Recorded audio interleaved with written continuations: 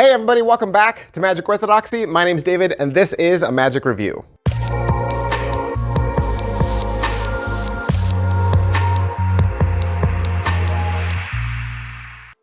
Hey everybody, welcome back for episode 6. We are doing the Royal Road to Mentalism, all 12 volumes today. That means 12 videos. 12 videos today. I've never done this before, ever. But here's the thing. I got this, right, from Ellusionist, 12 issues, $120, and that's the only way you can buy it. You can only buy it as one, set package. But if I were just to make one video about their 12, then I would have to reduce the things I talk about down to like little bite-sized blurbs. And I just didn't feel justified doing that because, for instance, Royal Road to Mentalism Volume 6 today, this is 2 hours and 44 minutes of content. How do I take 2 hours and 44 minutes of content and shrink it down to 2 minutes, right? Because even if I gave each video 2 minutes times 12, that's math I can't do in my head. Actually, I can. That would be 24, right? That'd be 24 minutes. But still, that's long, right? I don't have any videos on YouTube that are 24 minutes long. So I'd rather just break it down into bite-sized chunks like this. I'm just watching the video, right? I'll watch the video and then come back here fresh so that I can talk to you about it and I can give you my immediate reaction instead of having to wait, and then go back and go, oh, what was Volume 6 about? So Volume 6 is a little different, okay? A little different in that the jam session is now at the beginning, okay, instead of at the end. And instead of Peter Turner and Mark Lemon teaching you a magic trick, they invite their friends to come and teach you tricks. So you're still going to learn tricks, but they're at the end and the jam session's at the beginning. So they said they made this video because they were starting to receive questions. By Volume 6, they're starting to get feedback from customers who've purchased the earlier episodes.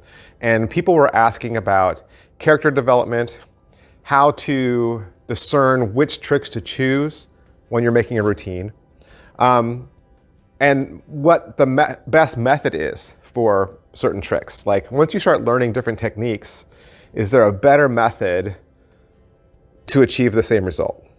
And so Peter Turner, Mark Lemon, they are taking the principles and some of the foundational teachings of the Royal Road to Card Magic, the classic treatise, and kind of flipping it over to mentalism and asking, can we make a foundational volume for mentalism, right? Can we take what we've learned from Royal Road to Card Magic and move it over to mentalism? And so that's what we're doing. So the opening, like I said, is just a jam session. It's Mark and Pete, and they're just riffing on approaches to mentalism, character development, style, like your style within magic, and maybe the approach you should take, and the structure of your routine and how you make that fit your persona. Pete talks a lot at the very beginning. He just goes, right? He's talking about music, talks about albums he likes, talks about how he sees musicians approach style. He talks about taking an interest in the things that are part of your tricks. So if your tricks have a focus maybe on faith or religion, he says study those things, right? Study those things so that you look like you know what you're talking about. If you're talking about spirit or soul, read some blogs about soul or the spirit. Or if you're looking at mysticism or Ouija boards or tarot, he says you should know something about those things, especially if they are of some interest to you. The best character that you're going to create is a caricature of yourself, right? So it should just be an extension of yourself. I don't think you want to create a character that's completely different person than you, right? Because sometimes we perform for people that actually know us. So he's like, if there's something of interest to you, pursue that, study it, and then see if you can start adapting some of that into your routine. Mark Lemon steps in and he talks about the effects that you're trying to create. So he asks, if you're gonna put a routine together, what's your goal, right? Is your goal just to entertain? Because he argues that entertainment should not be the goal entertaining is a method to achieve the goal. But he says that maybe above that, your goal is to pique their interest. So how do you pique their interest? Well, you could pique their interest by entertaining them. Sure. You could pique their interest by shocking them or scaring them or making them sad or making them think. So he's kind of opening the door and asking you to kind of look behind your tricks and ask about the thing that's behind the thing, like the motivation for your effects. Then Pete inserts an older YouTube video that he made into this, where he talks about method and how you choose the best method for an effect. So he says he sees this come up on the forums a lot. People ask, okay, once I learn a center tear or a peak or a switch, which ultimately all do the same thing, which one's the best? And he talks about how that's the wrong question and how you should always choose the right tool for the right job. Then Mark comes back and he talks a little bit about his creative process. He does it inside the theater where they're at. There's a big curtain behind them. Then they move outside the theater and they go out into the street where there are spectators walking by. Then the entire thing shifts over at about like an hour in to their guest speakers. And so the environment switches over to like a diner/restaurant where they film each guest speaker individually and again talk to them about this same subject, right? Maybe how they got into magic and where they found their inspiration. So the first person is Antonio Bourgeois. He's from Brazil, and when they filmed this, he was 19. You might remember he was the creator of Lava long back when. So there was probably some sort of tie-in back then, because I think Lava, wasn't that an add-on? It was an add-on to one of the Mentalist Kickstarters that Pete Turner did. So that was probably the relationship they had with him and tied him into that somehow. He talks about how he comes up with his magic tricks, and then he teaches and shows you a trick.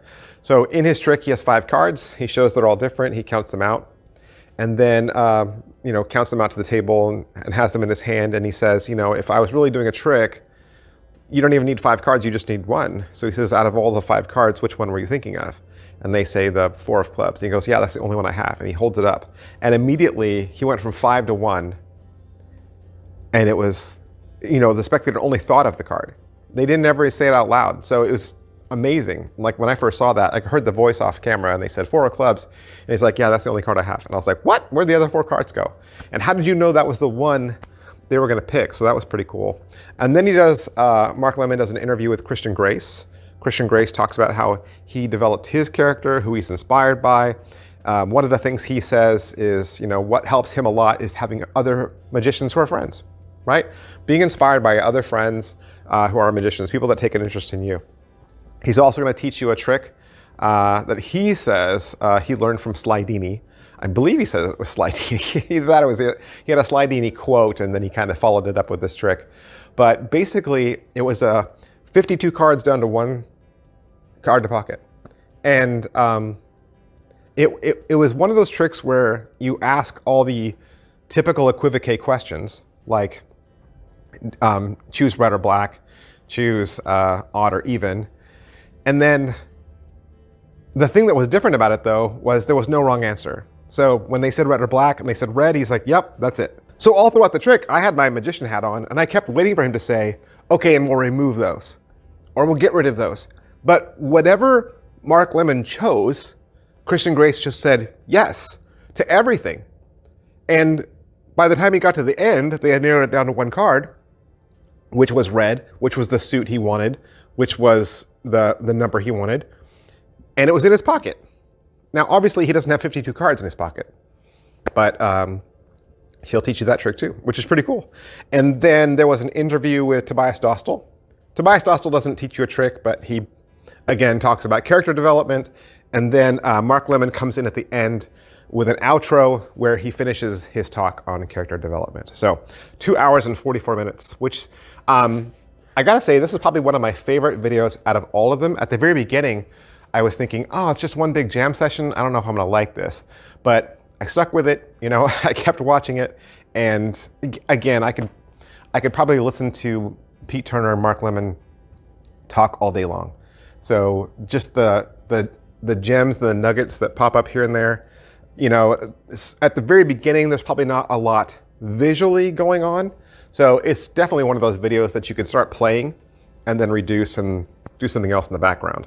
But then by the time the interviews come in, that's when you want to start watching and paying attention, because you know you want to see the tricks, and they're really good tricks to include on this. So I had a lot of fun with Volume 6. Definitely don't want to skip over that one.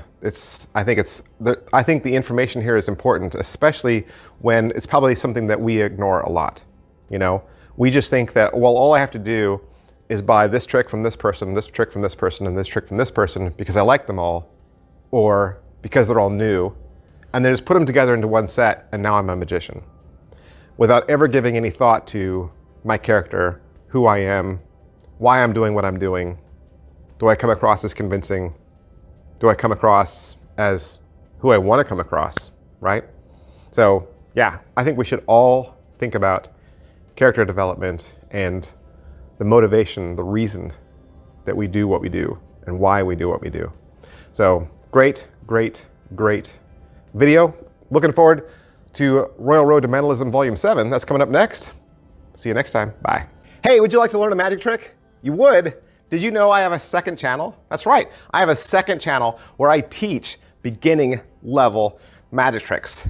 Magic Channel Card Tricks is a place that you can go to learn tricks with ordinary items you can find around the house. Paper clips, rubber bands, pens, and of course, decks of cards. I teach beginning level card tricks, simple card tricks, simple card forces that anybody could learn.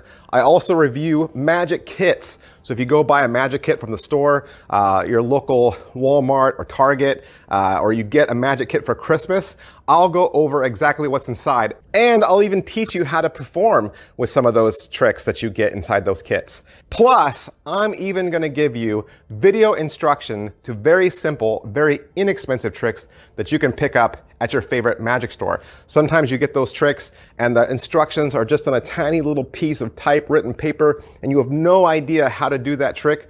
Don't throw that trick away. Don't put it in a box. Come back to Magic Channel Card Tricks and I will teach you how to use that trick as well. Or maybe you're not a beginner. Maybe you're not a beginner, but maybe you have a niece or a nephew or a little brother or sister that you could share this channel with them. This is a great, safe place, kid-friendly, where they can learn beginning level magic. Make sure you head on over to Magic Channel Card Tricks, give my videos a like, subscribe to that channel. Thanks for watching, guys. Thanks for being a part of Magic Orthodoxy.